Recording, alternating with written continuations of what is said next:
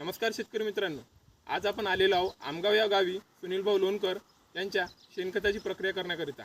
तर त्यांच्याकडून आपण जाणून घेऊया त्यांना गोधन या उत्पादनाबद्दल कशी माहिती मिळाली। नमस्कार सुनील भाऊ। नमस्कार। मागच्या वर्षी डेमो दिला होता हर्षल भाऊ यांनी, तर शेणखत चांगलं कुजलेलं होतं, चहापत्तीसारखं बारीक झालं आणि आम्ही झाडाला दिल्याच्या नंतर झाडाची हाईट आणि हे चांगलं वाटलं, म्हणून यावर्षी मी 15 किलोची बॅग भरून जास्त मोठं हे करायचं प्रक्रिया चालू केली आहे। आता ह्याच्यानंतर पुन्हा अजून एक करायचा आहे, डेमो दुसरा बनवायचा आहे। तर बघू शकता शेतकरी मित्रांनो, मागच्या वर्षी सुनील भाऊंनी शेणखताची प्रक्रिया गोधनमुळे केली होती, त्यामुळे त्यांना चांगला फायदा मिळाला होता।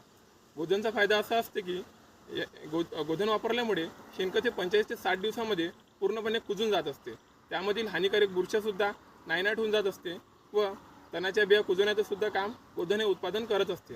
तसेच शेणखताची जैविक शक्ती वाढवण्याचं काम सुद्धा गोधन हे करत असते। तुम्हालाही तुमचं शेणखत पूर्णपणे कुजवायचं असेल व त्याचा शेणखताचा पूर्णपणे लाभ घ्यायचा असेल तर नक्कीच वापरा सायटोनिक गोधन। धन्यवाद।